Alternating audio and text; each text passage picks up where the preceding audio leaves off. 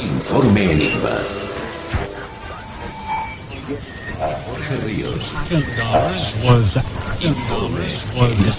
Jorge Ríos. Informe Enigma.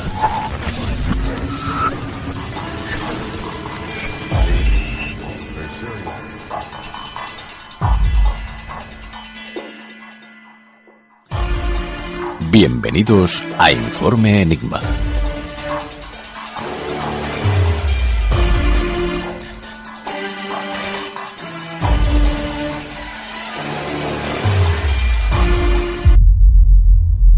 Buenas noches, amigos, y sed bienvenidos de nuevo una semana más a Informe Enigma. Nuestros compañeros ya se están preparando para traeros, como siempre, las mejores historias. Nuestro pequeño estudio enciende las luces y en breve comenzamos. Así que tomad asiento y poneos cómodos. A los micrófonos y producción, un servidor, Jorge Ríos, y esta semana con la compañía de Iván Castro Palacios e Iván Mowry. Hoy viviremos de cerca un accidente aéreo y volveremos a hablar del matrimonio compuesto, Paulette y Lorraine Warren.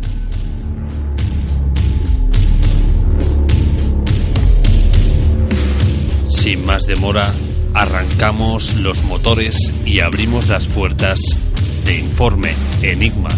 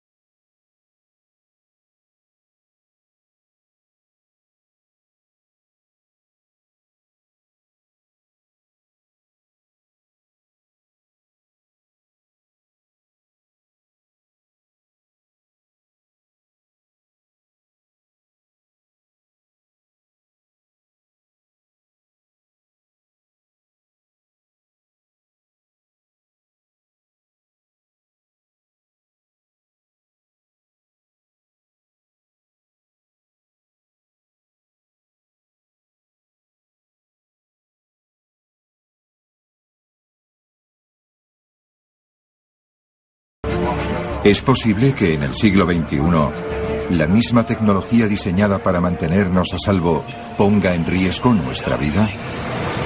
Ángulo de alabeo. Ascienda. Ascienda. Precaución. El avión se paró en seco. Ángulo de alabeo. Ángulo de alabeo. El capitán se esfuerza por saber qué pasa. Precaución. Precaución. Sus posibilidades de controlarlo eran cero. 5 segundos parecía como si nos cayéramos del cielo. En la época de los vuelos automatizados, ¿Qué se hace si fallan los sistemas? No teníamos nada, solo teníamos el acelerador. Un fallo Literalmente empezó como una explosión. desencadena otro. Hemos perdido el sistema hidráulico. Fallan los slats del ala. Fallo en el motor izquierdo. Era una situación a vida o muerte. Si los pilotos confían en los sistemas, ¿pueden encargarse de todo cuando estos fallan?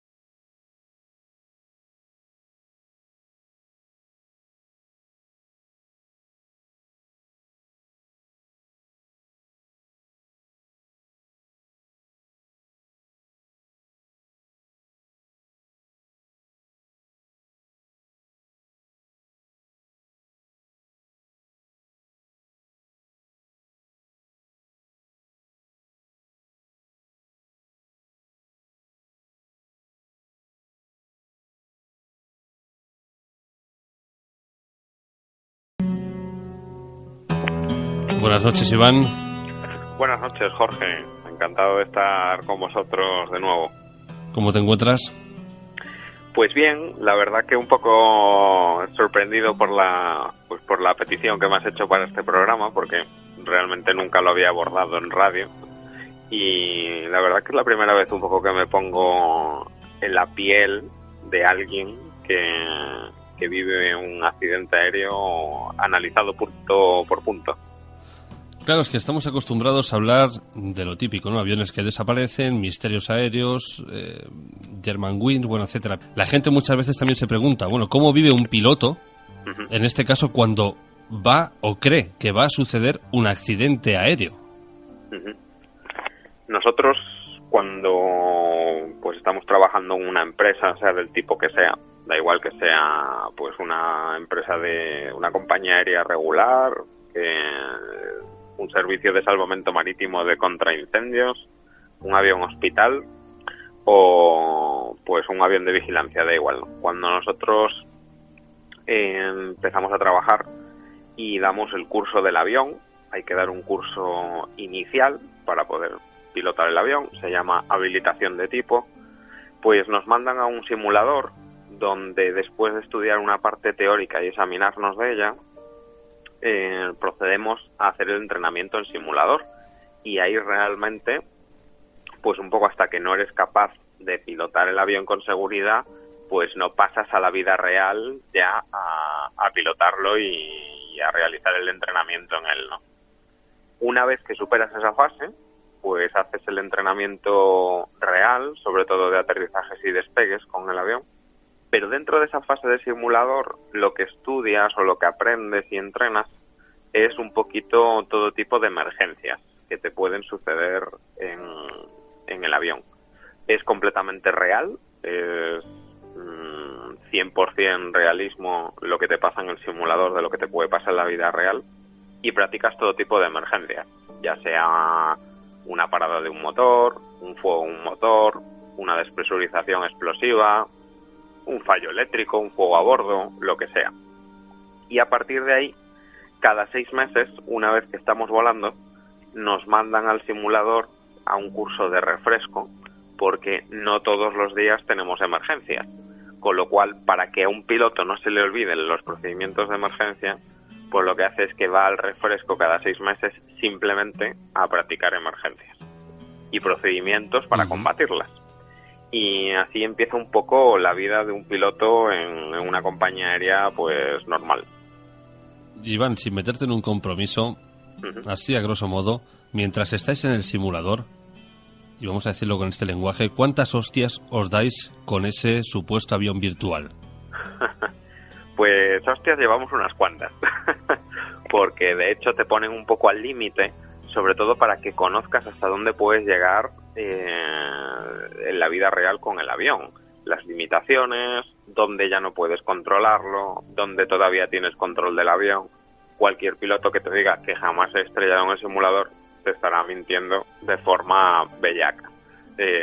Todos nos hemos estrellado un montón de veces en el simulador y lo que hay que hacer, no hay que estrellarse si uno lo puede evitar, pero desde luego si te tienes que estrellar en algún sitio debe ser en el simulador practicando. De hecho, te ponen en situaciones límite muchas veces, pues para que veas, por ejemplo, accidentes que han ocurrido en la realidad, te simulan esa situación que llevaba ese piloto, y es curioso que incluso simulando muchos accidentes que han ocurrido, las tripulaciones en los simuladores sí se estrellan, y los pilotos que lo vivieron de verdad fueron casi los únicos pues que consiguieron igual llegar a buen puerto, aterrizar con el avión pues medio entero, etcétera, etcétera, ¿no?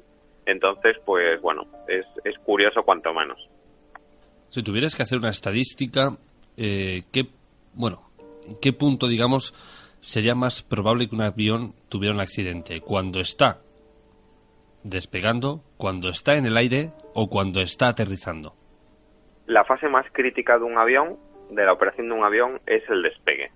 El despegue es el momento más crítico y más peligroso de un avión. ¿Por qué? Porque es donde existen más riesgos de que pueda haber un accidente aéreo. ¿Por qué? Porque va cargado de combustible, porque va cargado de pasajeros y de peso, de maletas, equipajes, etcétera, porque un avión es algo que está diseñado para volar, no está diseñado para carretear por una pista, con lo cual los trenes de aterrizaje sufren mucho a la hora de levantar y sobre todo de rodar ese peso por la pista hasta que el avión se va al aire. Puede sufrir un reventón en una rueda, puede sufrir un fallo de motor despegando o un pájaro que te entra en la turbina, un animal que se cruza, algo que se cruza en la pista, etcétera. Puede romper un tren de aterrizaje, te pueden pasar 10.000 cosas. El avión lo que quiere es volar, lo que no quiere es andar por el suelo. Entonces el avión cuanto antes esté en el aire es más cómodo para la propia máquina, para el avión, para los pilotos, etcétera, ¿no? Y el despegue sin duda es la fase más crítica donde entrenas casi más la mayoría de las emergencias, sobre todo a la hora de tus prácticas en el simulador. Pongámonos un poco en situación, Iván. Pongamos el supuesto de que el avión ya está en el aire, todo parece que va bien, el pasaje no se entera absolutamente de nada, ellos van disfrutando. Vosotros, que estáis en la cabina, notáis que pasa algo. ¿Qué alarmas o qué alertas notáis en primer momento?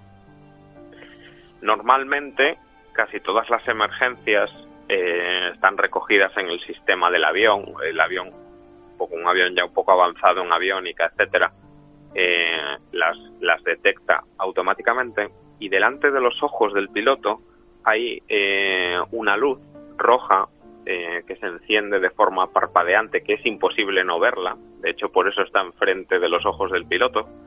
Se llama Master Warning y depende de la emergencia que tengas en el avión, pues las emergencias más graves, ese Master Warning, esa luz roja intermitente, de repente se enciende y te salta delante de los ojos, con lo cual es la primera indicación de que algo malo está pasando. Luego, aparte de que pues puede ser una emergencia también sonora y además es luminosa, tú lo primero que tienes que hacer es callar el chivato del Master Warning y centrarte en comprobar qué es lo que pasa. Te tienes que tomar unos segundos porque tú tienes que reaccionar a la emergencia, y normalmente cuando hacemos las cosas con prisa, pues es cuando tiendes a equivocarte.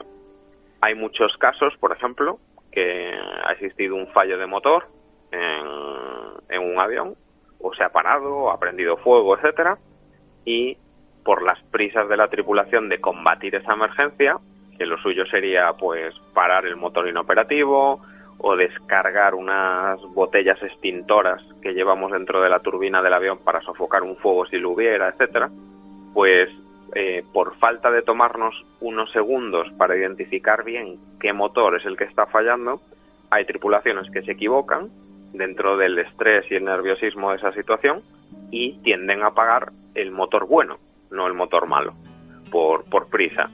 ¿Y qué pasa? Que al final el avión se queda pues sin la planta motriz si llevara 2, por ejemplo, y el avión pues irremediablemente se cae, sobre todo si está a una altitud baja en la que no puedas reencender el motor bueno que tenía.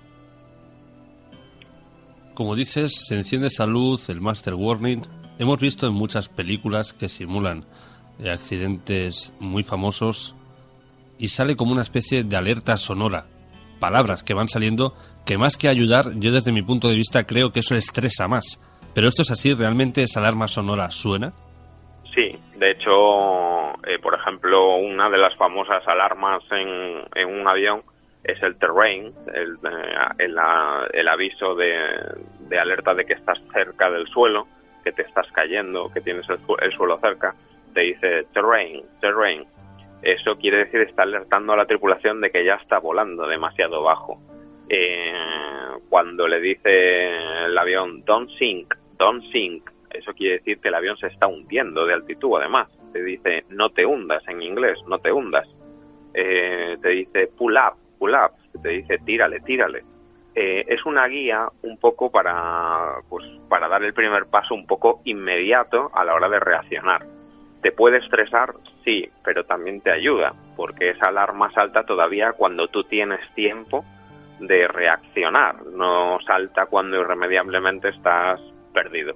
Es cierto que todo lo que te añadan de sonidos, de luces, etcétera, al final te acaba estresando un poco, pero bueno, estás en un entorno en el que más o menos estás habituado precisamente por las sesiones de simulador y no deberían de estresarte más de lo normal, que es algo pues que está estudiado que no afectará al piloto a la hora de combatir la emergencia.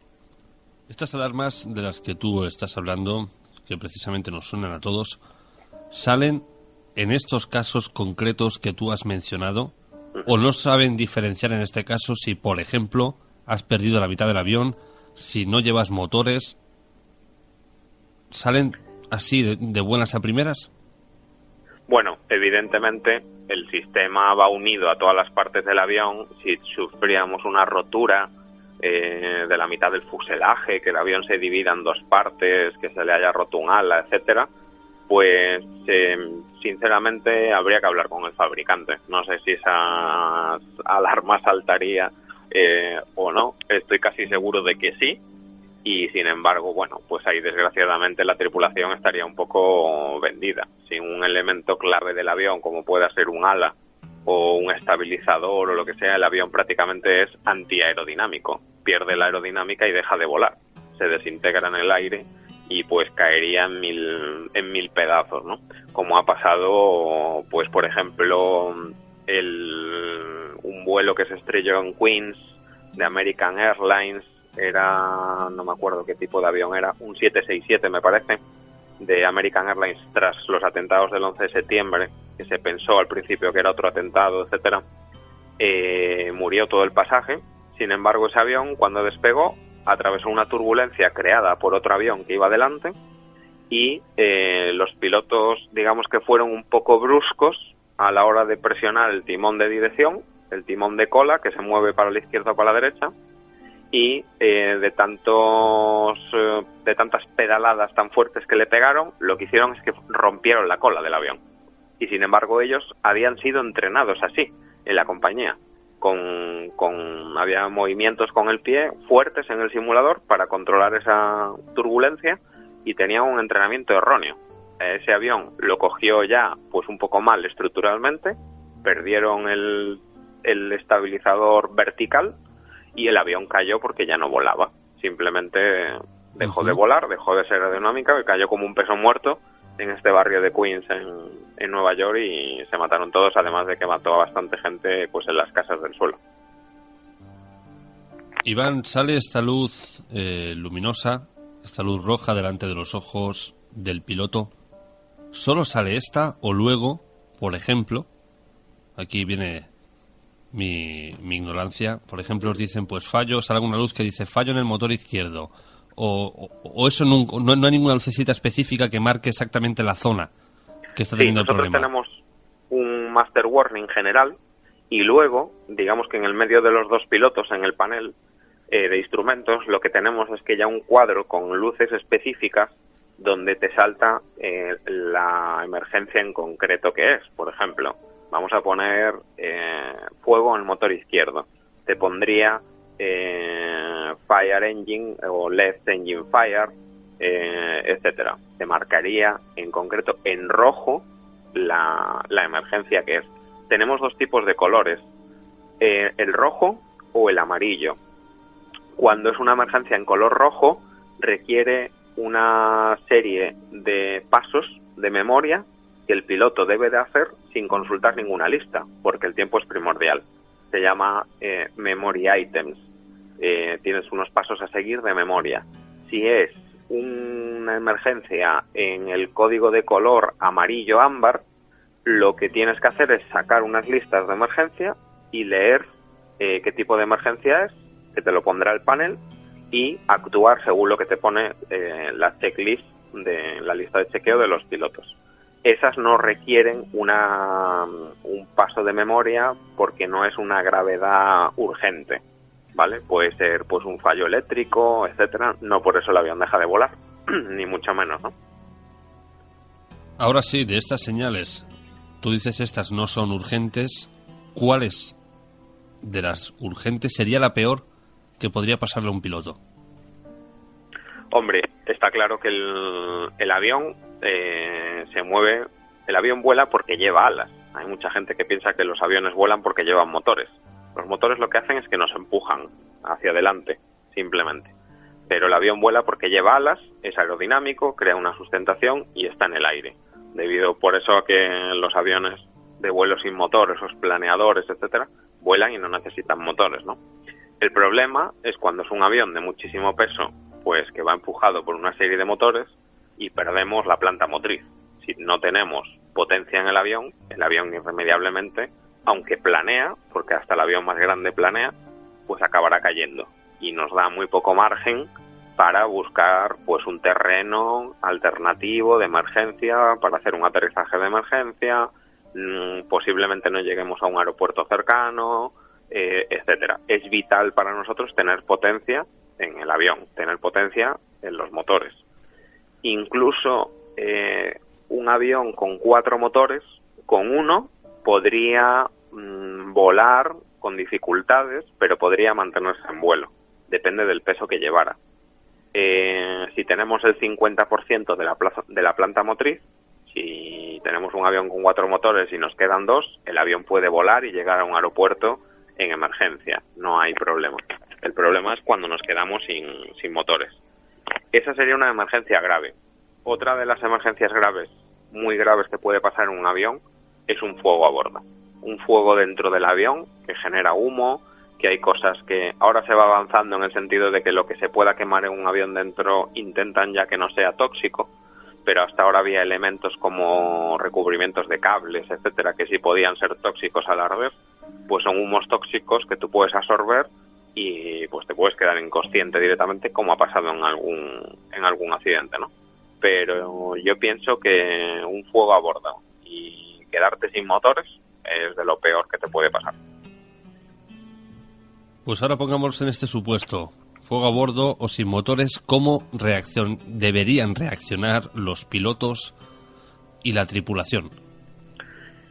Por ejemplo, si tuviéramos un fuego a bordo, generaría humo y lo primero que tendríamos que hacernos es protegernos nosotros antes de empezar a actuar contra la emergencia. Entonces, tanto a los pilotos como a los tripulantes de cabina de pasajeros, que serían los auxiliares de vuelo que van detrás, lo primero que tienen que hacer es protegerse del fuego, poniéndose unas máscaras que les proporcionan oxígeno y además son máscaras inífugas, y si ellos son los auxiliares de vuelo y tienen el fuego detrás, pues proceder a coger el extintor que esté a mano, etcétera, y intentar combatir el fuego antes de que las llamas se propaguen.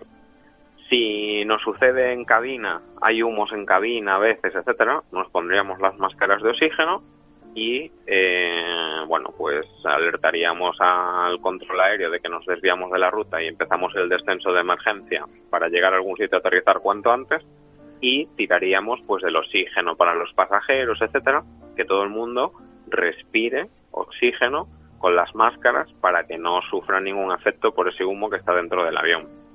Si tuviéramos un fuego en un motor, pues lo normal es, si el otro motor nos funciona bien, pues apagarlo, cortar el combustible de ese motor, asegurar la turbina.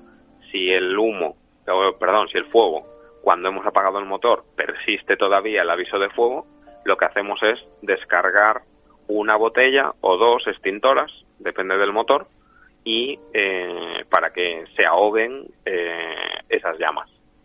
Si todavía queda fuego después de descargar las botellas extintoras, etcétera, se puede intentar un descenso bastante rápido para ahogar precisamente ese fuego ante la falta de oxígeno por la velocidad del avión, o si no, pues proceder a un aeropuerto, a un sitio donde se pueda aterrizar de emergencia cuanto antes, porque el fuego irá deteriorando la estructura del avión, del ala, y no es conveniente, ¿no? Ni mucho menos. En cabina, pues actuaríamos con esos pasos de memoria y acto seguido cogemos esas checklists y aseguraríamos paso a paso, según nos pone la lista de chequeo del fabricante, el motor afectado, etcétera. Y se procedería, siempre hablando con el control aéreo y manteniéndolo informado en todo momento, de que procedemos al primer aeropuerto que tengamos más cerca, y si la emergencia es muy grave y no podemos llegar, pues intentar un aterrizaje en un sitio seguro que nosotros consideramos que podemos meter el avión, ya sea una carretera, un prado sin obstáculos, sin troncos de árboles, pues que no sea tipo bosque, que no haya tendido eléctrico, que no haya obstáculos, ¿no? Que se pueda meter el avión pues prácticamente de una pieza. Cualquier emergencia que surja durante el vuelo, Iván, ¿se le comunica siempre al pasaje? Bueno, nosotros tenemos una asignatura a lo largo de la carrera de piloto que se llama Medicina Aeronáutica. Dentro de la medicina tenemos una parte que es psicología aeronáutica. Y la verdad es que es cierto que no siempre todo tipo de emergencias se le comunican al pasaje. ¿Por qué? Porque puede fallarnos algo que no es catastrófico ni mucho menos, y simplemente requiere un desvío a un aeropuerto alternativo pues por precaución, etcétera. Hay situaciones que si se le comunica al pasaje, lo que va a hacer es pues cundir un poco el pánico de forma innecesaria, porque a ellos no les va a resolver absolutamente nada. Y si se comunica cuando ya tendemos a hacer un aterrizaje de emergencia y necesitamos que el pasaje esté asegurado detrás, que estén con la posición de emergencia, contra los asientos tumbados, que estén los cinturones abrochados, etcétera, etcétera. Se le comunicaría, y también a los auxiliares de vuelo detrás para que tengan la cabina preparada para ese aterrizaje de emergencia. Intentamos que no cunda el pánico, que no se extienda el nerviosismo, etcétera, pero no todas las emergencias, desde luego, es bueno comunicarlas a los pasajeros detrás. Volvemos a la situación anterior. Fuego en uno de los motores. Ya has contado cómo debería. Otra cosa es cómo luego reaccionen los pilotos. Ahora pasemos a la tripulación. ¿Cómo debería reaccionar esta y cómo deberían contárselo a los pasajeros? Te refieres a la tripulación técnica de los pilotos, ¿no? Sí, porque aquí yo ya no sé cuánta tripulación va, claro. Nosotros somos la tripulación técnica, suele ser la tripulación de cabina, la de los pilotos, y la tripulación auxiliar se suele referir a los auxiliares de vuelo, ¿no? Los que van detrás, sobrecargo y tripulantes de cabina de pasajeros, lo que es archiconocido como azafatos y azafatas, ¿no? Vale, pues yo me refería en este caso a, como tú dices, a las azafatas y azafatos. Bueno, ¿cómo deberían de actuar ellos, te refieres? Sí, y cómo deberían comunicarle al pasaje que hay esta incidencia, que hay un fuego en el motor, por ejemplo. Bueno, si hubiera un fuego en el motor, seguramente algún pasajero ya lo estaría viendo por la ventanilla, con lo cual eso es imposible de ocultar. Y tras un aviso del comandante, el comandante se dirigirá a los pasajeros, les dirá lo que está pasando y le dirá a la tripulación de cabina pues que aseguren la cabina, que tomen sus precauciones o aseguren al pasaje si se va a realizar un aterrizaje de emergencia. Y después del mensaje por el intercom del comandante a los pasajeros, lo que tiene que hacer la tripulación de cabina pues es seguir los procedimientos que están establecidos, recoger pues todo tipo de carritos de servicio que estuvieran por el medio, asegurar de que no haya nada suelto en la cabina, nada por el medio, etcétera, que pueda saltar y pegarle a alguien, asegurarse de que todos los pasajeros están atados, etcétera. Y en los momentos finales, cuando el comandante vaya a aterrizar, lo normal es que dé un aviso de que están próximos a un aterrizaje inminente ya. Se dirá pues una palabra clave que haya repetido 3 veces el comandante, que le habrá dicho con anterioridad a los pasajeros para que estén preparados, y cuando se dé esa señal se prepararán todos pues para un impacto o para un aterrizaje de emergencia en una pista que realmente pues bueno, nunca se sabe cómo va a acabar, pero si se procede bien y has llegado al aeropuerto, etcétera, lo normal es que llegaras a la pista y consiguieras aterrizar de peor o de mejor modo, ¿no? Pero bueno, es un poco la tarea de los auxiliares detrás. No son unos sirvientes, no son unos camareros, eso es una función secundaria que vemos que hacen en todos los vuelos cuando nos ponen pues los menús, las comidas, los cafés y las bebidas. Su misión principal es la seguridad detrás, y creo que no hay que despreciar el trabajo que hace un auxiliar de vuelo detrás, porque de lo que se preocupan es de nuestra seguridad. El servicio de a bordo es algo secundario. Si se da, y si no se puede dar, pues no se da. Y el sobrecargo, que digamos que es el auxiliar responsable de esa tripulación detrás, pues es un poco pues como el comandante de la cabina detrás. De hecho es un cargo muy muy importante y tiene muchísima responsabilidad también.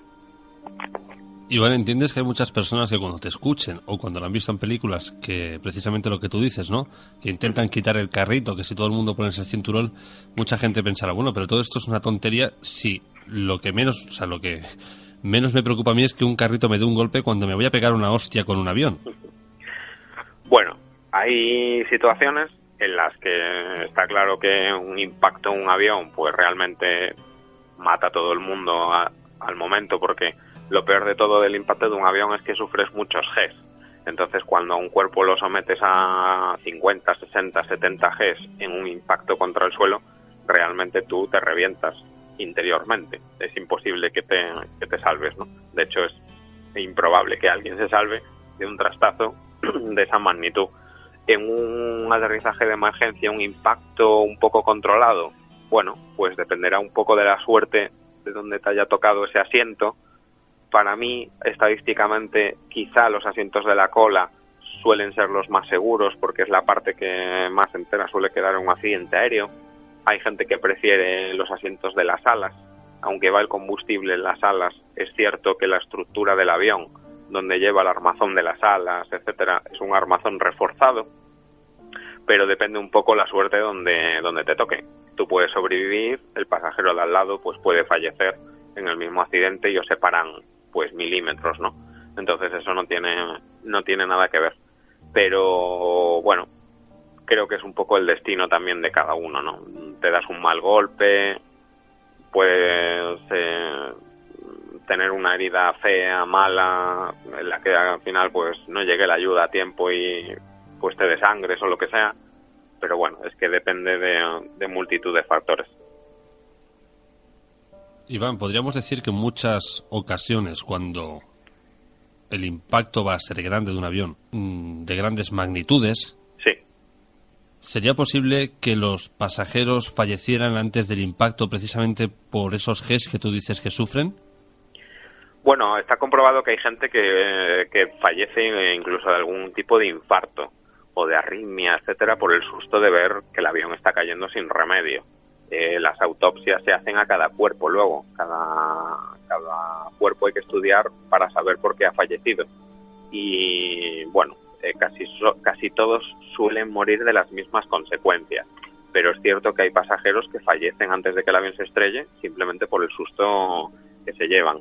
La deceleración es brutal y los Gs, varía el grado de Gs, te causa diversas contusiones, depende de los Gs, ¿no?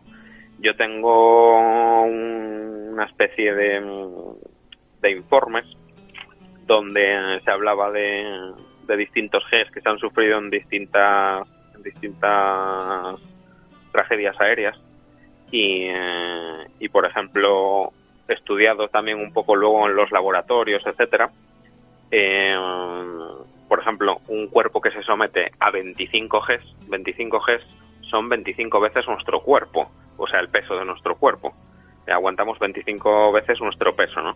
Pues suceden contusiones pulmonares, fracturas nasales, compresiones vertebrales en el cuerpo. También depende de cómo el pasajero vaya sentado para que le afecte o no a la columna. Entre 20 y 40 Gs se sufren fracturas maxilares, de mandíbula. A partir de los 40 Gs hay desgarros de las arterias o de la aorta, etcétera. Y ya cuando ya se eleva por encima de los 50 Gs, pues son lesiones que son totalmente mortales. Nadie sobrevive a ese tipo de consecuencias. Rotura de la aorta, se fragmenta todo el cuerpo, conmociones irrecuperables, fracturas de todos los huesos, etcétera. Vayamos ahora a la parte que quizás nos toca más a todos los oyentes, que es, seguimos en este supuesto de un fuego en el motor, un accidente grave. Uh-huh. ¿Cómo deben reaccionar en este caso los pasajeros? Bueno, yo creo que siempre hay que mantener la calma dentro de lo posible. Es muy fácil decirlo, evidentemente, pero te llevas un susto tremendo. Pero cuando el comandante nos notifica que vamos a realizar un aterrizaje de emergencia, lo primero que tenemos es que ser positivos. Dentro de la negatividad del momento, aunque suene a chiste, pues tenemos que pensar que hay dos personas allí delante que están entrenadas y preparadas para ese tipo de situaciones, que tienen muchas posibilidades de sacarlo con éxito. De hecho, en la mayoría de los casos se saca con éxito. Te doy una estadística. Por cada 1.000.000 de despegues en el mundo entero, solamente hay un incidente, no un accidente, un incidente. Y otro dato es que en las carreteras europeas todos los días muere una media de 113 personas, que son las mismas personas que fallecieron en el accidente del Concorde en París. Esas estadísticas son bastante positivas de cara a la persona que viaja en avión. Después, esos pilotos, cuando empiezan a combatir esa emergencia, están totalmente centrados en llegar con el avión a la pista o a donde sea para aterrizar. Hay una serie de procedimientos para asegurar el avión. Ellos van a intentar maniobrarlo de la mejor manera posible, pero no solo depende de ellos, porque tenemos fuera unas condiciones ambientales, climáticas, meteorológicas, una situación que te puede pasar en medio del mar o te puede pasar entre un valle rodeado de montañas. No siempre elegimos el escenario, entonces no siempre es fácil concluir esas maniobras con un éxito al 100%, porque no elegimos el momento para tener una emergencia, ¿no? A mí que me falló un motor casi llegando a la pista, con la toma casi asegurada, sabiendo que con un motor o sin motores incluso llegó planeando. Pues no siempre es así. Tenemos el desgraciado caso del accidente del Chapecoense, donde una mala praxis de la empresa, de los pilotos, etcétera, de volar con el combustible justo, pues al final lo que no evitaron fue una situación pues inesperada. Nosotros llenamos el tanque para ir de A a B, no echamos más combustible adicional y el día que... nunca pasa nada, siempre llegamos bien, no pasa nada. El día que pasa algún percance en la ruta, pues no tendremos el suficiente combustible para llegar a B y nos quedaremos en el camino. Y es lo que le pasó al chapecoense. Justamente ese día que iba a aterrizar, hubo una emergencia en un avión que estaba aterrizando y estaba en la pista y se les retrasó el aterrizaje y simplemente por eso se mataron. Entonces, pues hay que tener muy en cuenta todos los factores que nos rodean. No solamente es lo que pueda o lo que no pueda hacer el piloto. El piloto tiene que combatir tormentas, agua, viento, turbulencias, la zona en la que se encuentre la situación del avión. Depende de la clase de emergencia que tengas. Puedes haber perdido los sistemas de navegación y no ver dónde vas. Puedes haber perdido las luces y no ves absolutamente nada afuera, etcétera. O sea, hay muchas situaciones y se pueden complicar de muy mala manera. Iván, ahora para terminar este supuesto, no se puede hacer un aterrizaje, digamos que el avión se la va a dar sí o sí. Uh-huh. Ya, ¿cómo sería el comportamiento de los pilotos en cabina? ¿Ya sería totalmente desestructurado? ¿Estarían nerviosos? ¿Seguirían o deberían seguir siendo profesionales al 100% aún sabiendo que el avión se va a estampar sí o sí? Pues mira, te pongo dos casos muy conocidos. El accidente del Concorde en París, el piloto que falleció en el accidente, logró sacar al Concorde de la línea de vuelo que iba hacia la ciudad de París. Imagínate un Concorde cayendo en llamas en el medio de París. Y logró evitar la ciudad y tuvo la mala suerte de caer en un sitio bastante ya despoblado, pero contra un hotel donde murieron 3 personas en el suelo. Pero podría haber sido peor si hubiera caído en medio de la ciudad de París. Ese piloto hasta el último momento intentó controlar el avión hasta que el avión ya se dio la vuelta por la degradación del ala y el fuego que se iba comiendo el ala y cayó intentando controlar el avión. Nunca soltó los mandos. Hubo otro accidente en Asia hace poquito, hace relativamente poco, en que les fallaron los motores al avión. El piloto estaba casi despegando en medio de una ciudad, consiguió llevarlo a un río donde no estrellarse contra nadie.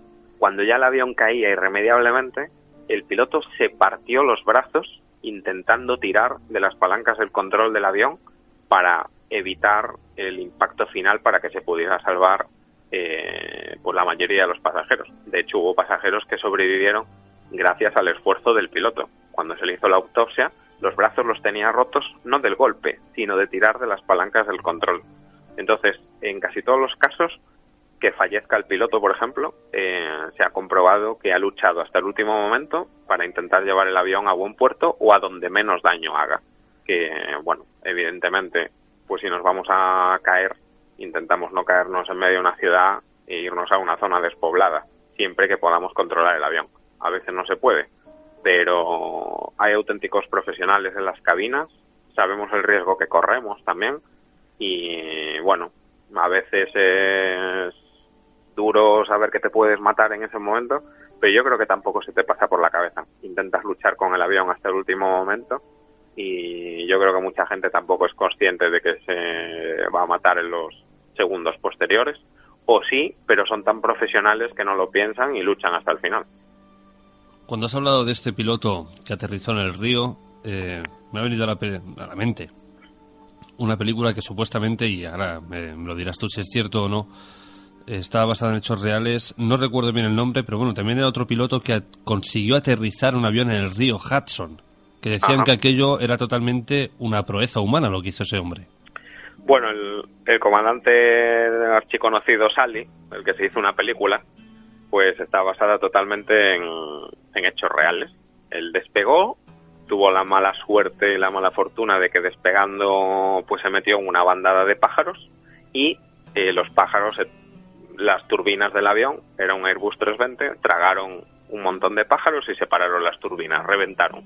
Se creó fuego en los motores y al final se pararon. Y en el avión pues estaba tan bajo que no podía dar la vuelta para llegar al aeropuerto, no podía llegar a otro aeropuerto alternativo que estaba al lado y la única opción para no caerse en la ciudad fue irse al río y pues si se tenía que pasar algo que les pasara a ellos solos, ¿no? Evidentemente.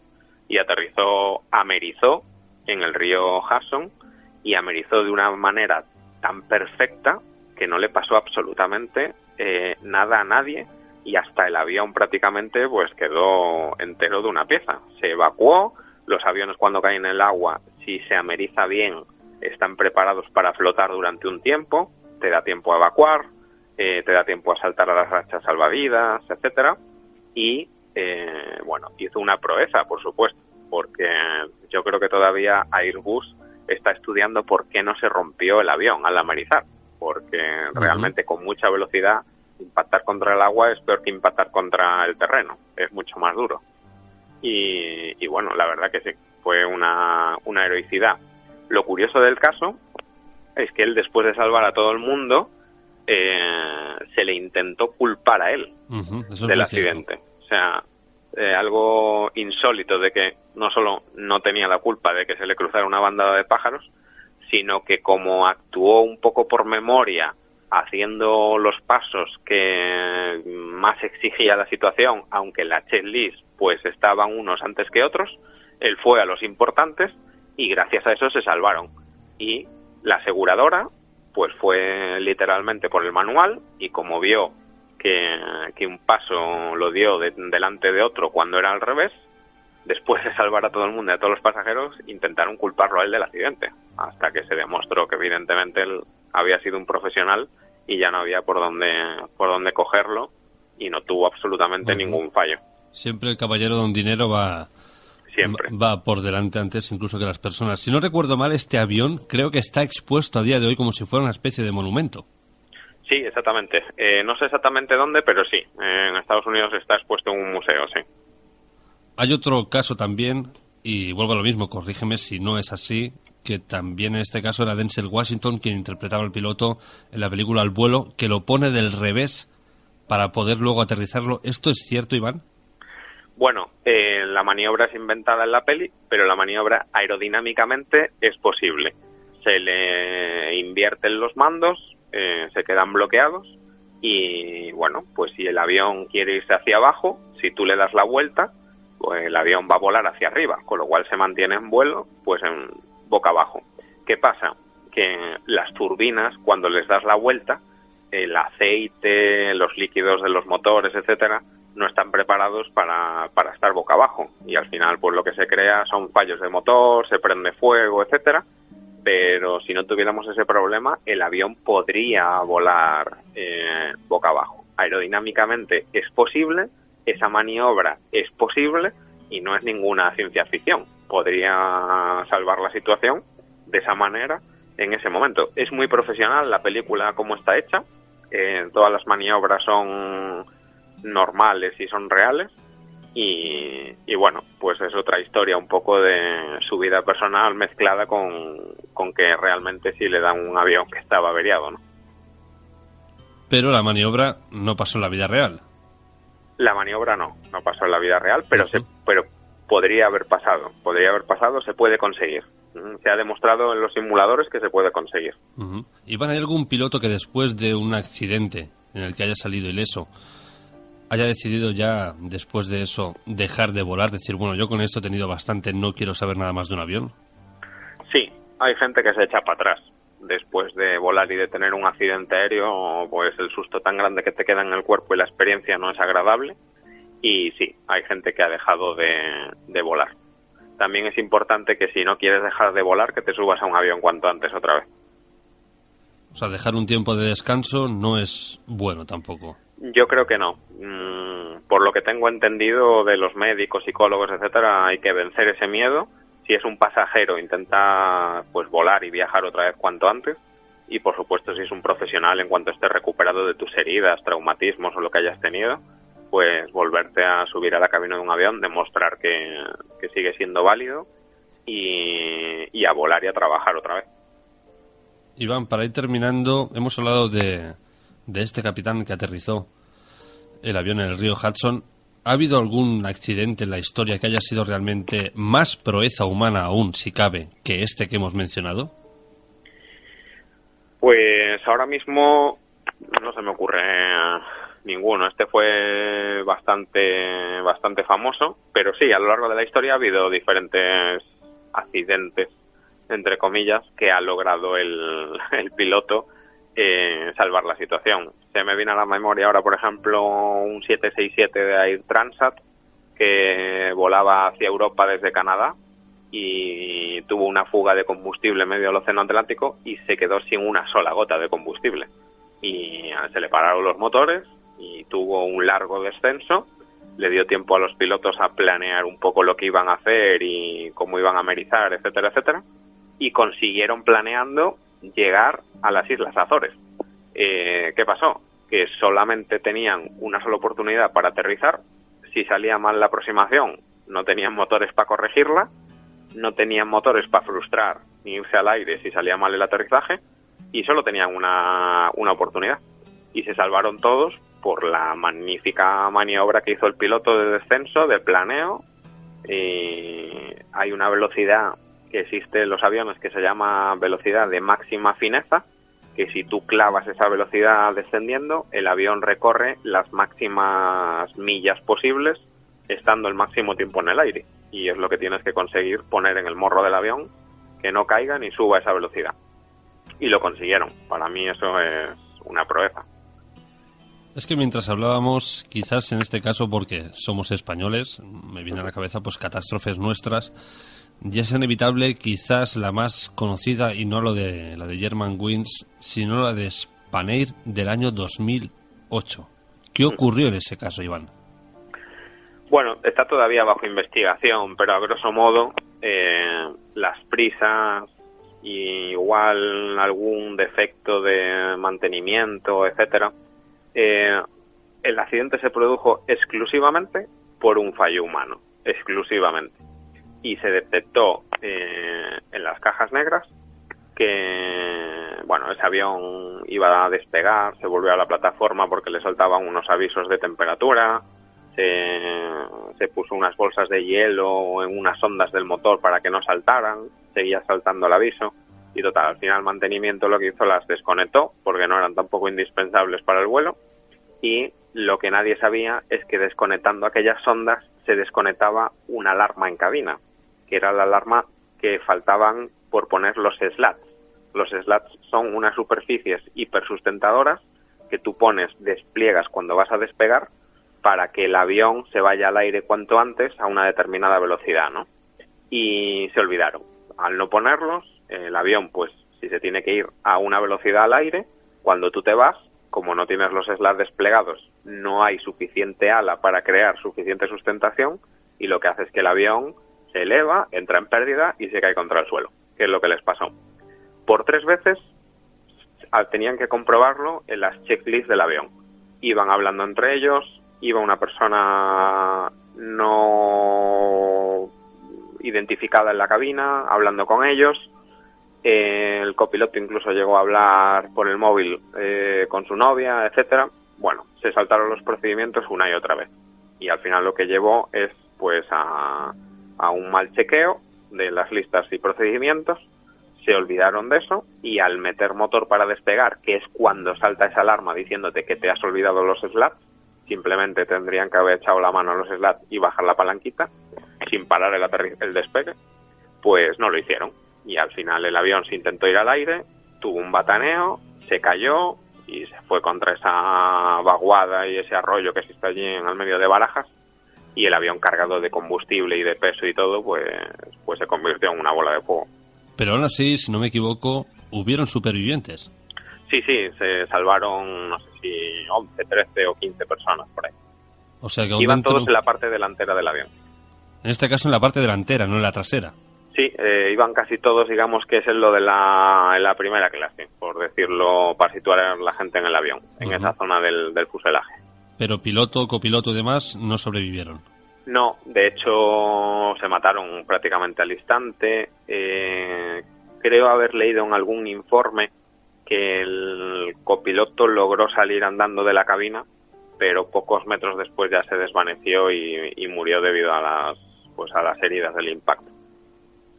Y bueno, ahora sí, para terminar, y esto creo que es una pregunta que todo el mundo estará deseando que haga, es: tú, en los vuelos que llevas, ¿te ha ocurrido realmente alguna emergencia de las que has mencionado hoy aquí? Pues siempre te lleva sustos y al final lo que hacen es que te crean un poco sangre fría, ¿no? Cada día más y es toda experiencia. Sustos todos los días no, digo que en todos los aviones nos podemos llevar, pero teniendo las cosas claras, los procedimientos claros, etcétera, y conociendo la máquina que vuelas, es muy difícil que la máquina te sorprenda y se caiga. Pero bueno, pues te puede fallar alguna cosa de vez en cuando, pero no por eso es síntoma de que te vayas a matar. ¿Algunos sustos que me he llevado? Pues sí, pero no tan significativos como para decir, pues hoy me voy a matar. ¿Alguno más grande que otro? Pues sí, pero eso te lo cuento con un café. ¿Algún aterrizaje de emergencia, Iván? No, por precaución sí, pero de emergencia no. Yo de hecho tengo que decir que he visto imágenes que Iván me ha mandado alguna vez que, bueno, ha aterrizado con algún huésped inesperado pegado al avión. Pues sí, también. Todo puede suceder. Pues, Iván, un verdadero placer que hayas pasado esta noche por nuestro programa. Hoy creo que nos hemos alejado un poquito de esos misterios aéreos a los que nos tienes acostumbrados, pero aún así han salido algunos casos muy interesantes y sin duda creo que lo mejor del programa es que, en cierta manera, aparte de interesante y misterioso, ha sido educativo. Sí, sobre todo hay que dejar claro que la gente no debe de tener miedo a volar, que el programa que hacemos hoy es para que la gente sepa que pese a todo sigue siendo el medio de transporte más avanzado, más seguro, más rápido y más eficiente, que las tripulaciones que pilotan aviones y que van detrás velando por nuestra seguridad son mega profesionales, cada día se les exige más. Yo además soy instructor de auxiliares de vuelo y son tripulaciones que salen muy, muy preparadas con muchísimo más conocimientos de lo que nos imaginamos. Y entonces hay que confiar 100% en su profesionalidad. Que todo el mundo, siempre hay pues una oveja negra, ¿no? En todas las familias. O hay gente que puede hacer peor su trabajo, pero están contados con los dedos de la mano y hoy en día estamos sobre todo muy, muy vigilados, con inspecciones, entrenamientos, refrescos, etcétera, y es muy difícil que un avión se caiga. Hay prácticamente que tirarlo. Y luego la máquina no es perfecta, porque nada es perfecto en esta vida, pero es casi perfecta. Y la mayoría de los accidentes se deben a errores humanos, no a errores de la máquina. Entonces hay que tener en cuenta que hay que todavía perfeccionar, pero desde luego es lo más seguro del mundo. Y un dato muy importante que dijo Iván antes, esas personas que están detrás no solo están para servir cafés o bebidas, sino que están para vigilar vuestra seguridad. Sí, a modo de recalcarlo, mucha gente se toma coña las instrucciones de seguridad, etcétera. Hay aviones que se han caído al mar y todo el mundo ha hinchado los chalecos dentro del avión, cuando es de las cosas que te dicen en la instrucción de seguridad, y han muerto todos ahogados. Entonces, cosas como esas no nos las debemos de tomar a coña, no debemos de vacilar a las azafatas cuando están dando las instrucciones de seguridad, que son muy guapas y nos gusta su uniforme, etcétera, etcétera, pero hay que atender, porque eso es la diferencia entre la vida y la muerte. Y ahora que lo has dicho esto, Iván, ya ahora sí que para terminar, ¿por qué todas las azafatas son guapas? Pues bueno, yo creo que antes la profesión era más elitista y se cogía también a la gente por imagen, ¿no? Pero hoy en día pues hay de todo y lo importante es que sea buen profesional. Y encima es guapa, pues oye, muchísimo mejor, ¿no? Pero ya los hay guapas y guapos, pero sobre todo que sean profesionales y que sepan hacer bien su trabajo. Eso es lo importante. Bueno, vamos, que Iván no se moja. Y Iván, como siempre lo he dicho, compañero, un verdadero placer y nos escucharemos muy pronto. Muchas gracias. Pues la verdad es que queda un buen informe Enigma esta noche. Gracias a ti, Jorge. Un abrazo, compañero. Un abrazo. Informe Enigma. John, despierta. ¿Qué pasa? En la casa de al lado he oído un grito. Quédate aquí, voy a ver. ¡John! ¿Pasa algo? Dios mío, está lleno de sangre. Métete en casa, no es mi sangre. Métete en casa y llama a una ambulancia, rápido. ¡Vamos! Me gustan tus muñecas.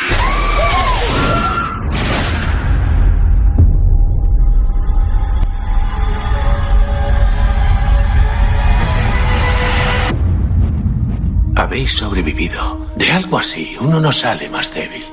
¿De qué podéis tener miedo? Esta es la última.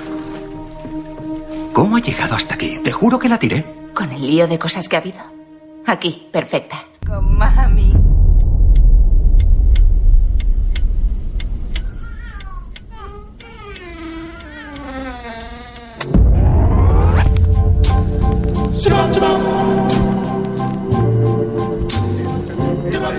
Acaba de matricularse aquí. ¿No te acabas de mudar al 112 de la avenida Ocean? ¿Qué ocurre? ¿Te dedicas a perseguir a la gente? ¿Qué? No. ¿Reconoces la casa? ¿Cómo sabes dónde vivo? Todo el mundo lo sabe. En 1974, la casa impulsa a Ronnie DeFeo a matar a toda su familia. Se encontraron anoche, asesinadas a tiros. ¿Por qué no me hablaste de esta casa? Solo es una historia de fantasmas, cielo. Esta casa va a ser buena para nosotras y para vuestro hermano. Te echo de menos.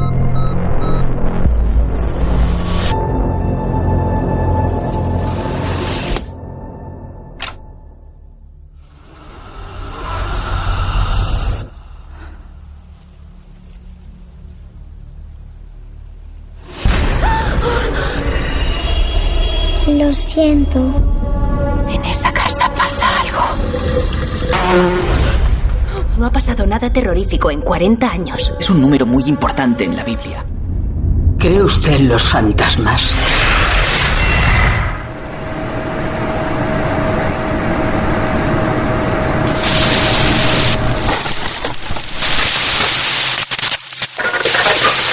Mensaje de texto que dice así.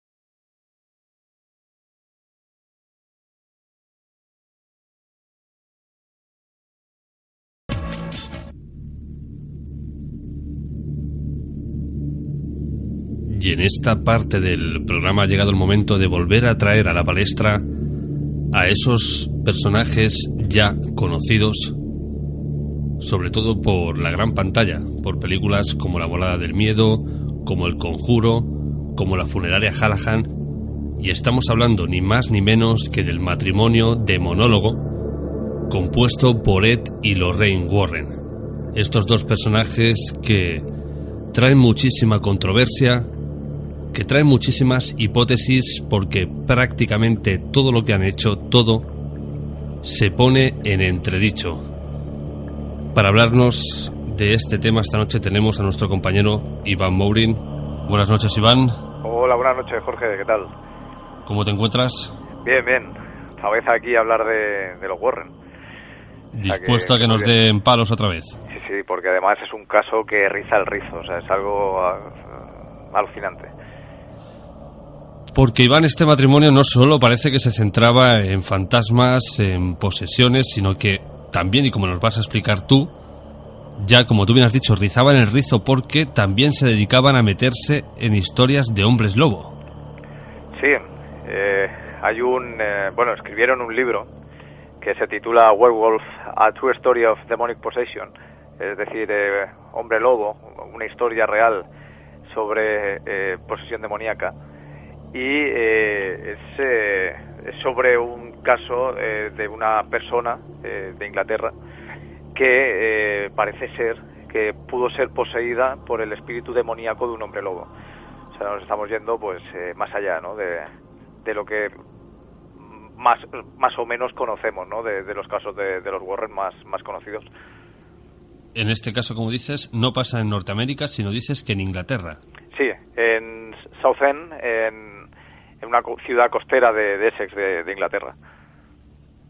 Curioso también porque el caso Enfield también pasó en Inglaterra.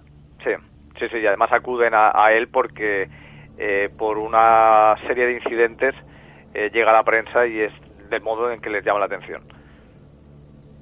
Cuéntanos, Iván, ¿qué ocurre? ¿Qué ocurre con este o qué historia es esta? Porque no sé si también ha saltado a la gran pantalla.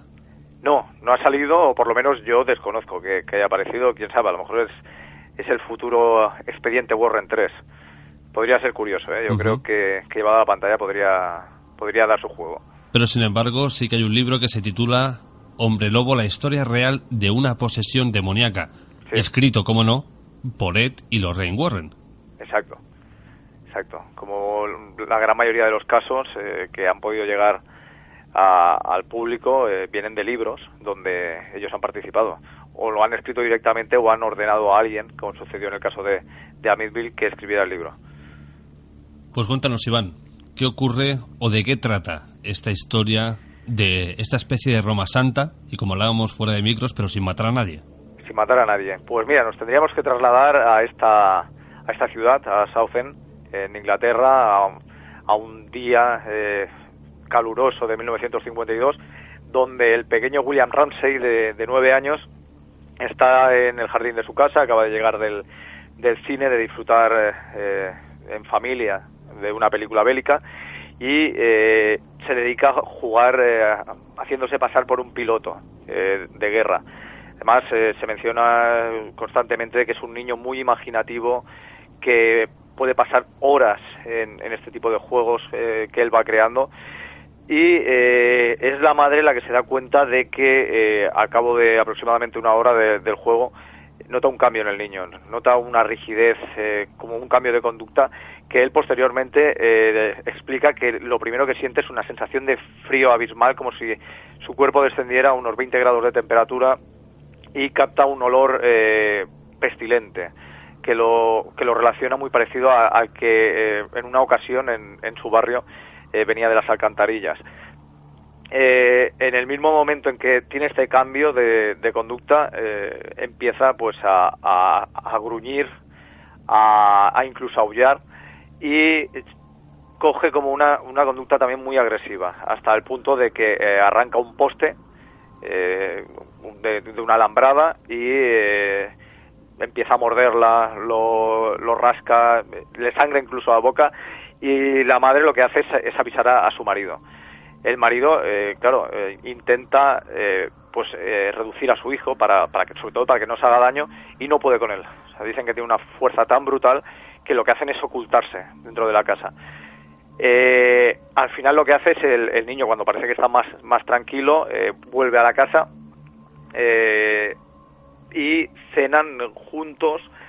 No vuelve a tener una conducta de este tipo y deciden apartar esta historia totalmente, no volverla a mencionar, porque lo que no quieren es eso, ¿no? Volver a tener una experiencia similar, o por lo menos hacérsela recordar al crío.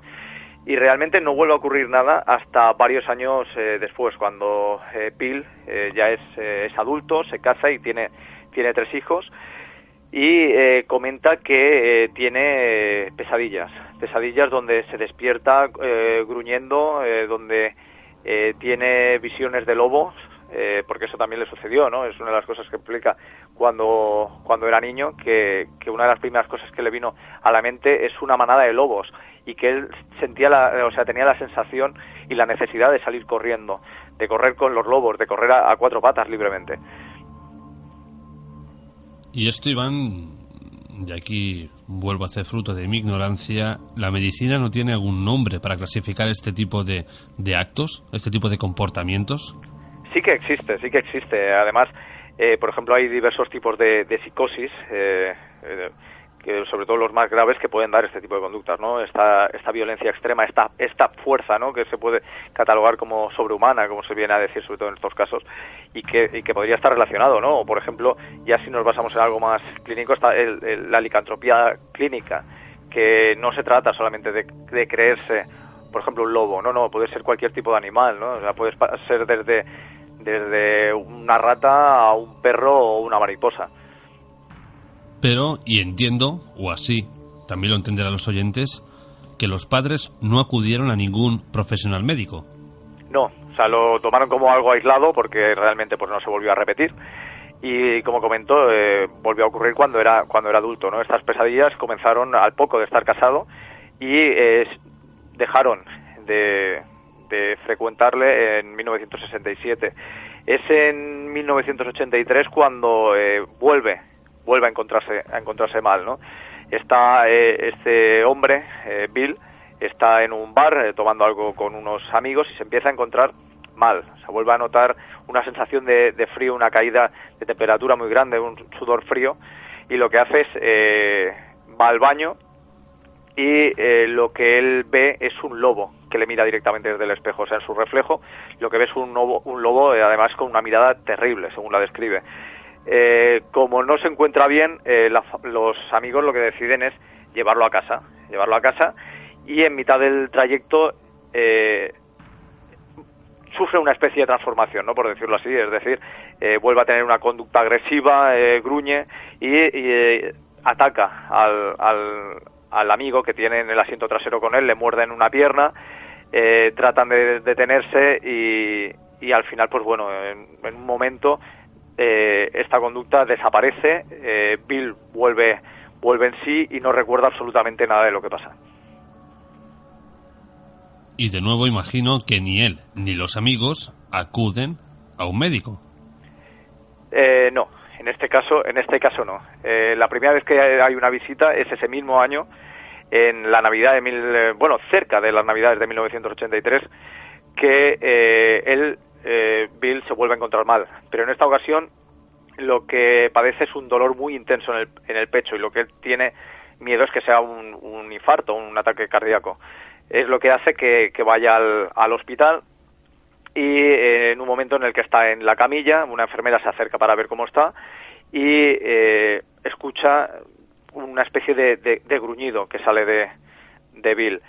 Y lo que hace es, en el mismo momento en que entra en esta fase, ¿no?, de transformación, en esta conducta violenta, muerde en el brazo a la enfermera y empieza pues a romper mobiliario del hospital, a volcarlo todo. La policía tiene que intervenir y son ellos los que dicen que es cierto, que realmente pues presenta una conducta pues muy similar al de los animales, y que además que tiene una fuerza brutal. Incluso hay uno de los policías, según el libro de los Warren, que dice que en Bill sí que vio algo salvaje, ¿no? Incluso los ojos que parecían que fueran de lobo. Al final lo que hacen es sedarlo y lo llevan al hospital mental de Ranwell, y cuando los efectos de los sedantes se desvanecen, él vuelve a su conducta habitual, o sea, es una persona totalmente normal, y como no están obligados a retenerlo en el hospital, él coge y se va para casa, se va totalmente para casa. ¿Y en qué momento entran en juego Ed y Lorraine Warren? Porque, o sea, esta persona a la que le ha pasado esto, ¿ha salido algún momento en algún periódico, en algún medio de comunicación contándolo él, o todo esto lo sabemos a través de Ed y Lorraine Warren? No, sí que aparecieron en los diarios, porque hubo dos casos también que fueron llamativos, ¿no?, en esta transformación. Otra ocasión que ocurrió en 1984, en enero, donde también pues acude al hospital porque no se encuentra bien, y parece pues que también pues agrede a una enfermera y a un asistente, y luego además a la policía, y lo vuelven a llevar además al hospital, pero realmente no se queda. O sea, dice que no quiere quedarse en un hospital mental, que no tiene intención ninguna de que le hagan ningún tipo de experimento, porque él no cree nada de lo que están explicándole. Pero lo que realmente al final traspasa este anonimato y llega a la prensa es cuando el 22 de julio de 1987 Bill va a un bar que se llama White Horse Inn, y bueno, pues la verdad que se le va un poco la mano, bebe más de la cuenta y en un estado ebrio coge el coche y se encuentra una prostituta en la carretera, y su intención es cogerla para denunciarla a la policía. O sea, ella dice que no. Ella cree que la cogió directamente para poderla agredir. En el momento en que la lleva en el coche, porque ella piensa que es un cliente, él entra en uno de estos cambios de estado, con gruñidos, la intenta atacar, ella consigue escapar y llega a una comisaría donde este hombre lobo ataca pues a la policía. Hay uno de los agentes que lo llega a herir de tal manera que acaba 4 días en el hospital, y es al final entre 6 agentes y varios tranquilizantes lo que consiguen reducirlo. De aquí sí que es cuando precisamente como agrede directamente dentro de una comisaría, lo mandan al hospital, al sanatorio mental, para que le hagan una serie de pruebas durante 10 días y no ven nada raro. O sea, realmente le hacen resonancias magnéticas, radiografías, y no ven absolutamente nada.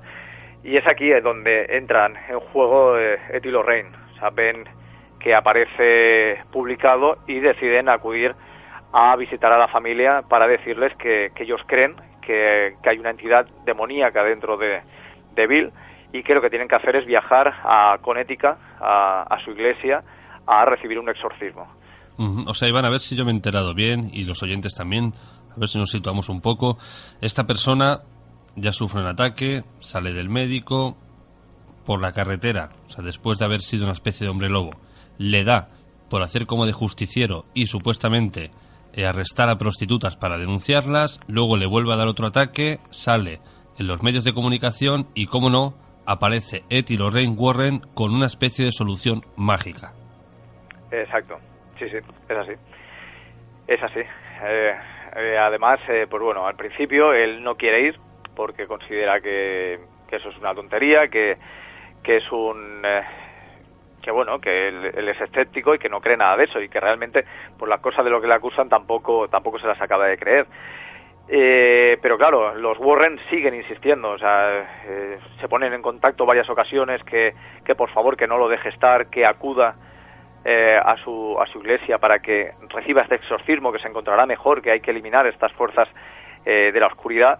Y él al final, en 1989, decide ir con su esposa, con Nina, a los Estados Unidos para ver, ¿no?, qué ocurre. Además es algo que es bastante para que veas, ¿no?, lo que hablamos en otras ocasiones del afán de los medios, ¿no?, de por parte de los Warren, porque quien financia el viaje es la revista People, que se ve que está presente en el momento del exorcismo, además del matrimonio Warren, del matrimonio Ramsey, es decir, de Bill y su esposa, del investigador paranormal, que es también muy amigo de los Warren, John Zaffis, y del obispo McKenna, que es este obispo que también pues está presente en la gran mayoría de actos de los Warren.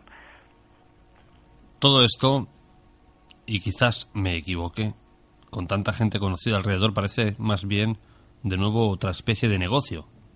Es que en el fondo si hacemos un análisis de lo que se va conociendo de los Warren, en el fondo es así, o sea, es un negocio donde, claro, ya ha ocurrido otras veces, ¿no?, de gente que los defiende totalmente y dice, no, es que no cobran, pero si es que cobran muchísimo más con el simple hecho de tener los derechos sobre las historias, o sea, el hecho de poder publicarlas. Otra cosa es que no se vendieran, ¿no?, pero cuando tienes adaptaciones cinematográficas, etcétera, ganan muchísimo más dinero de lo que va a obtener cogiéndole el dinero a una pobre familia obrera, ¿no?, de clase obrera. Le sale mucho más a cuenta coger y rentabilizarlo así, ¿no?, decir, oye, pues mira, tú tienes este caso, que luego a lo mejor pues no tiene absolutamente nada de paranormal, pero bueno, yo mira, te doy X dinero, pero yo me quedo y gestiono los derechos de esta historia. Y de eso obtienen el dinero. O sea, eso es indefendible, porque no hay nada que demuestre que estas personas lo que hacen con el dinero que se obtienen de los derechos cinematográficos, por poner un ejemplo, hagan donativos, ¿no? Es decir, no, yo todo este dinero lo dono da igual, ya sea a la iglesia o a lo que sea. No, eso no es así. Y ahora además se escucha mucho, también por parte de aquellos que defienden con uñas y dientes a Ed y Lorraine Warren, que ahora que falta Ed, hay otro personaje que entra en juego, que es el yerno de ellos, y bueno, la excusa que ponen es que no, yo conozco al yerno y este me ha asegurado que todo es cierto. Y ahora yo les digo, evidentemente que os va a asegurar que todo es cierto porque el negocio tiene que seguir rodando de alguna manera. No va a decir, no, todo lo que hicieron mis suegros era falso. No, es que es así. O sea, realmente no te van a decir eso. Yo, un ejemplo que puse en un programa anterior, cuando hablamos del exorcismo en... perdona, no sé si fue en el exorcismo en Connecticut o fue... No, es del caso Enfield, perdón. Que ellos mencionaban, o sea, Lorraine menciona en el making of de la película de Expediente Warren 2, que es el caso más aterrador en el que han estado. Y es mentira, o sea, simplemente acudieron 2 días a un caso que duró meses, y que ellos mismos, o sea, otras personas que estuvieron esos meses investigándolo, dijeron que no se implicaron absolutamente nada en el caso. Entonces, esa es una muestra, ¿no? O sea, de que hasta qué punto, ¿no? Se puede llegar a manipular, ¿no? Las historias. Bueno, volvamos un poquito a este hombre lobo. Va a Estados Unidos y ¿qué ocurre ahí? Bueno, pues él acude a este exorcismo y en un principio pues lo mismo, ¿no? Él es escéptico, no le impresiona en absoluto el hecho de que el obispo pues haga su exorcismo en latín, etcétera. Además parece que no le hace nada hasta que en un momento el obispo McKenna lo que hace es ponerle la estola encima de la frente y entonces parece que reacciona, que su conducta cambia, que vuelve a tener pues esta conducta, ¿no? de hombre lobo, y ataca, se intenta pues acabar con el obispo McKenna, o sea, llegan al punto de decir que intenta descuartizarlo. Realmente al final no hay ningún tipo de ataque físico, por lo menos que se pueda demostrar. En el caso, por ejemplo, de Lorraine Warren, ella afirma que ve cambios físicos en esta persona, que es decir, pues por ejemplo, que salen garras en sus manos, o las orejas se ponen puntiagudas. Además pues tiene ciertos cambios, ¿no? en su rostro, que adquiere pues un aspecto animal, y al final pues bueno, acaba como un exorcismo más, ¿no? De esto en el caso de los Warren, ¿no? Con un final positivo, es decir, pues que al final, como mencionaría Bill, el veneno que tenía en su interior acaba desapareciendo solo gracias a este exorcismo. Claro, ellos dicen que este exorcismo está precisamente grabado en vídeo. Ese vídeo no aparece en ninguna parte, o sea, no se ha publicado en ninguna parte. Es incluso curioso ver cómo llegan a defender el libro diciendo no los Warren, sino terceras personas, que tampoco se sabe bien de quién se trata, que el libro está basado en una documentación seria, ¿no? Pero claro, cuando se ha solicitado esa documentación realmente no existe. ¿Y la víctima en este caso se ha pronunciado al respecto de lo del libro? Pues no se ha vuelto a saber nada desde 1992 de esta persona. O sea, prácticamente desapareció del mapa. Así que se hicieron entrevistas a raíz, ¿no? de la publicación del libro, pero a partir de ahí no se ha vuelto a saber nada más. ¿Cuánto tiempo estuvo en manos de Ed y Lorraine Warren?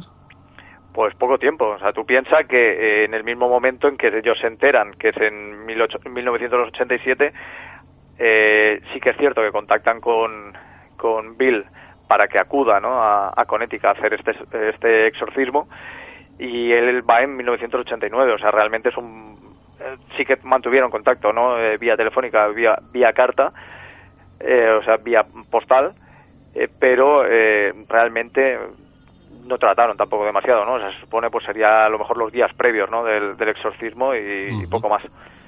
Aquí hay una cosa que me llama muchísimo la atención, y es que, bueno, si eran tan conocidos ya en aquel momento, eran tan personajes televisivos, porque les gustaba la televisión y eso tampoco nadie lo puede negar, un buen profesional, digo yo, si se encuentra con una persona que se encuentra en este caso en Inglaterra y tiene este problema, lo más lógico es que le pida ayuda a algún compañero, en este caso parapsicólogo o otro exorcista de allí, para que se ocupe del caso de este muchacho. Pero no, Ed y Lorraine Warren hacen que vaya directamente a ellos. De nuevo quieren el afán de protagonismo, al parecer. Sí, no, y además el hecho de tener como respaldo a la revista The People, realmente una revista conocida, y que bueno, claro, eso les daba más fama. ¿Sabemos si en este caso, igual que en el poltergeist de Enfield, que creo que la Iglesia no autorizó ningún exorcismo. ¿Aquí sí lo hizo? Bueno, a ver, está presente este obispo. La cuestión es saber si realmente existió, ¿no?, una autorización por parte, ¿no?, del Vaticano, una autorización, o simplemente, pues bueno, se la sacó de la manga y dijo, bueno, pues aquí hacemos el exorcismo y fuera. Bueno, está supuestamente presente este exorcista, este obispo, porque lo pone en el libro, ¿verdad? Pero no tenemos tampoco ninguna documentación real, porque si nos ceñimos siempre a lo que dicen los párrocos que trabajan con Ethel Lorraine Warren, volvamos a hacer un poquito de flashback, nos vamos a Amityville, cuando supuestamente ese cura salió corriendo de la casa y luego dijo que jamás estuvo en ella. Exacto. Pues la verdad es que es difícil, ¿no? Es difícil confirmar, sobre todo una historia que como bien te comento, dicen que está muy documentada y realmente no existe una documentación, ¿no?, que pueda demostrarlo. Pero bueno, les ocurre en muchísimos casos. O sea, hay otros casos que no hemos mencionado en el programa por ejemplo, uno relacionado con un cementerio y unas grabaciones supuestamente que tendría Ed Warren, que haría Ed Warren, y que serían el gran el gran material definitivo que demostraría la existencia de los fantasmas y que jamás se ha hecho público. Bueno, creo que a día de hoy no hace falta Ethel Lorraine Warren para demostrar los fantasmas. Creo que eso ya prácticamente lo tiene claro todo el mundo. Iván, ¿sabemos una cifra, por ejemplo, de cuántos ejemplares se han vendido de este libro? Pues una cifra exacta, ¿no? Y piensa que además han sido muchos años, han habido reediciones, pero bueno, te puedo asegurar que seguro que han sido muchos. Seguro que han sido muchos porque ellos, la verdad que ha sido un matrimonio sensacionalista, ¿no?, con toda esta historia, y que por lo menos lo que es innegable es que de cara al marketing han sido increíblemente buenos. Bueno, lo siguen siendo, porque a mí me han llegado rumores de que incluso el yerno a día de hoy pasea a Anabel por ciertos sitios volviendo a darle bombo. Seguro. A ver, es un negocio, ¿no? Es un negocio familiar, como bien mencionas, y sobre todo a raíz de toda la fama que se ha obtenido con las últimas superproducciones cinematográficas, pues más. Iván, para terminar, quizás hay en ti, en este caso, un poquito de luz y crees que este caso es verídico. Yo, francamente, sí que me puedo creer las agresiones. Las agresiones sí, porque existe esta patología, ¿no? O sea, son casos reales. De ahí provienen precisamente muchos de los mitos relacionados con los hombres lobos o con el propio vampirismo, ¿no? Esa parte sí que me la creo. Sí que me la creo, pues por una psicosis o por ejemplo, por esta licantropía clínica, o por otro tipo de enfermedad mental que se provocara, ¿no?, y que hubieran estas lagunas mentales, ¿no?, en los procesos de transformación, entiéndeme, ¿no?, entre comillas. Pero el caso de los Warren yo realmente no me lo creo. Realmente considero que una vez más fue un tema de oportunismo y poco más. Mucha gente cree, y ahora creerán, que es que les tenemos manía al matrimonio Ethel Lorraine Warren, pero no es para nada así. Sencillamente nos ceñimos a la documentación y está ahí, disponible para todos los usuarios, todos los oyentes que la quieran buscar. En este caso no hay documentación, que también es lo alarmante, igual que la muñeca Anabel. Mucho se le ha dado bombo a esta muñeca de trapo de cocina. Sin embargo, cuando pides documentación, cuando pides antecedentes, no hay. Solo está la palabra de ellos dos. Y esta palabra prácticamente no es que valga mucho cuando sabemos que Amityville es todo un fraude. De arriba abajo, Ronald DeFeo reconoce que los fenómenos no existían. Resulta ser que la familia Latz sí conocía al abogado de Ronald DeFeo, que a la vez tenía un pacto con Ethel Lorraine Warren. Bueno, ahí queda la cosa, que cada uno opine lo que quiera, ¿no? Pues sí, la verdad es que sí, pero bueno, piensa que además es un matrimonio que supuestamente han investigado más de 1000 casos. Se habría que ver realmente cuántos de estos casos son reales, si hay alguno, claro. Si nadie pone en duda que fueran buenos en lo que hicieran. Si los 1000 casos seguramente serán, o quizás serán menos, pero el problema aquí, Iván, también está el debate cuando hablamos muchas veces de las tarotistas o de estos mediums que tienen ese supuesto don, que esto no está disponible 24 horas. Entonces, aquel que sí que está disponible 24 horas y dice que su don lo está, en algún momento está mintiendo, y está mintiendo para cobrar. Entonces imagino que Ed y Lorraine Warren llegaría un momento que verían beneficio de esto y claro, la gallina de los huevos de oro no puede parar, valga la redundancia, de echar huevos de oro. Exacto. O sea, esto es, alguno de los casos que realmente, pues, no sé si sería realmente pues el de Amityville, quizá el primero, que sería el más, que les dio más reputación, o cuál, y a raíz de aquí, pues, fue probar suerte y la cosa ha funcionado. Bueno, seguiremos trayendo otras historias para que Iván nos las desmonte, las rompa y nos sigan lloviendo collejas, pero bueno, es lo que tienen el matrimonio Ed y Lorraine Warren. Iván, como siempre, un verdadero placer, y lo dicho, te sigo esperando con nuevas historias de este matrimonio tan mediático. Pues un placer, y ten seguro que habrá más historias, y creo que serán, pues, por lo menos curiosas.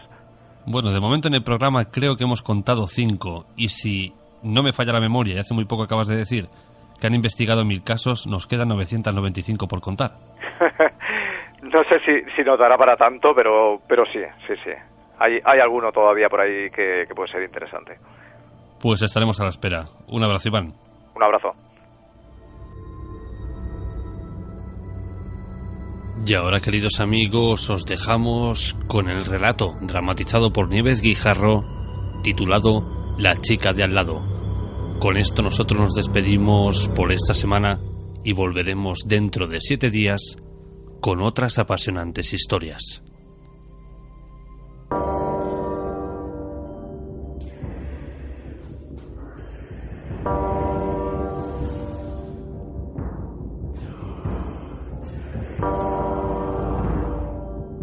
Bienvenidos a Caosfera, un espacio para amantes del arte y el misterio.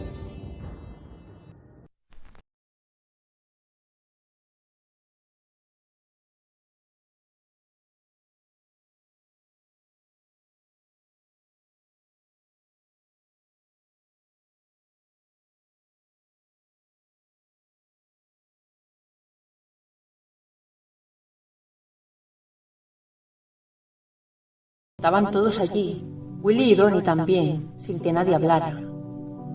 Porque un cuchillo no era una cuerda, ni un cinturón, ni un chorro de agua hirviendo. Los cuchillos podían herirte gravemente, de forma permanente. Y Ladrador era demasiado pequeño para entenderlo del todo.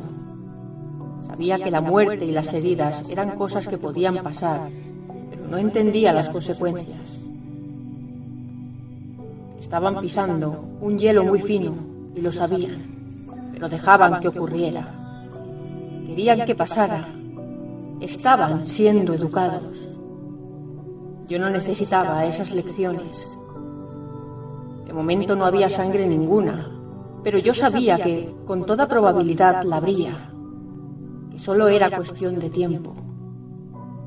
Era evidente, incluso tras la mordaza y tras la venda de los ojos, que Meg estaba aterrada. Su pecho y estómago se movían con una respiración agitada. La cicatriz de su brazo parecía un relámpago. La pinchó en la tripa. Como estaba de puntillas, no había forma de que lo esquivara. Solo se agitó convulsivamente contra las cuerdas. Ladrador se rió y la pinchó bajo el ombligo. Ruth me miró, me hizo un gesto de bienvenida y encendió otro Tyreton. Reconocí el anillo de bodas de la madre de Meg, flojo en su dedo anular. Ladrador deslizó la cuchilla por las costillas de Meg y la pinchó en la axila. Lo hizo con tanta rapidez y de una forma tan descuidada que me quedé esperando a que surgiera sangre de sus costillas. Pero esta vez tuvo suerte. Pero vi otra cosa. ¿Qué es eso? ¿Qué es qué? Preguntó Ruth, distraída. Eso, lo de la pierna.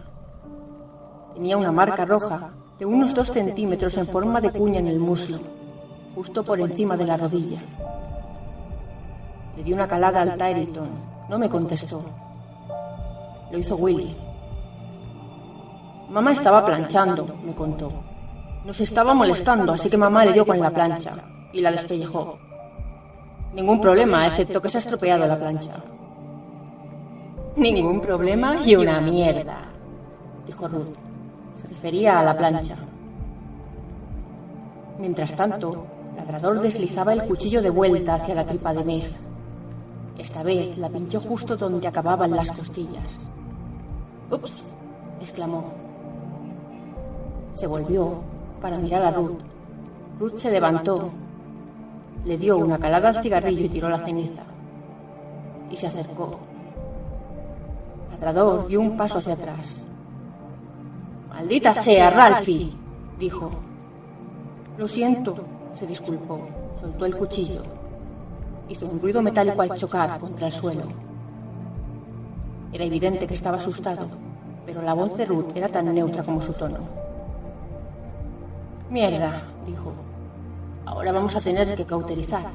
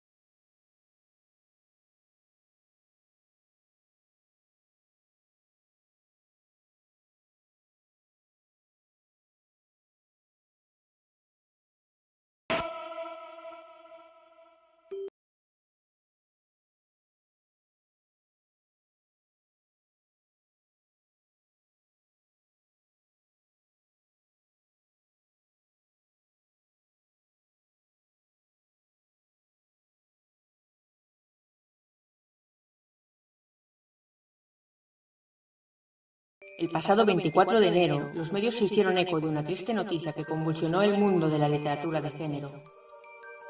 Dallas William Meyer, conocido por el seudónimo de Jack Ketchum, abandonaba el mundo víctima de una terrible enfermedad.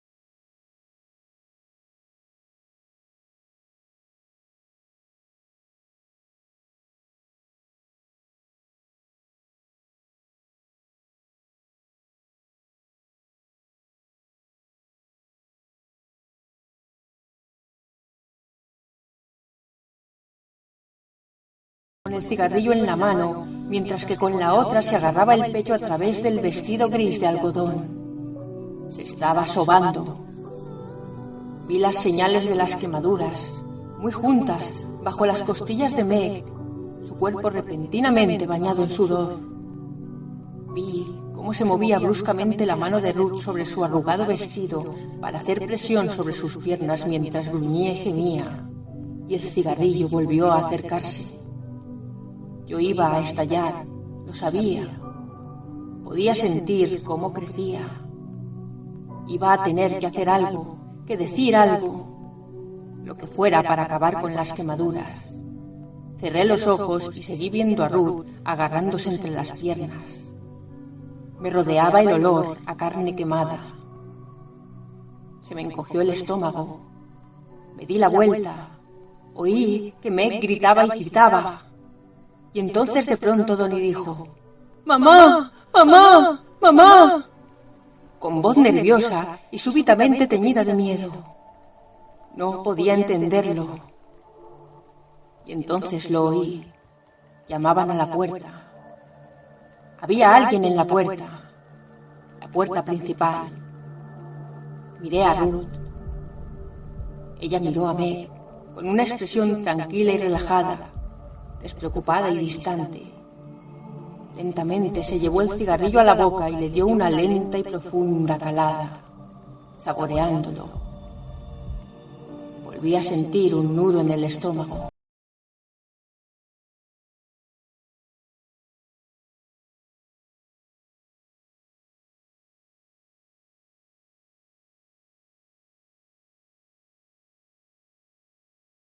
Se quedó allí, tranquilamente, mientras Donnie y Willy se miraban y luego subían las escaleras.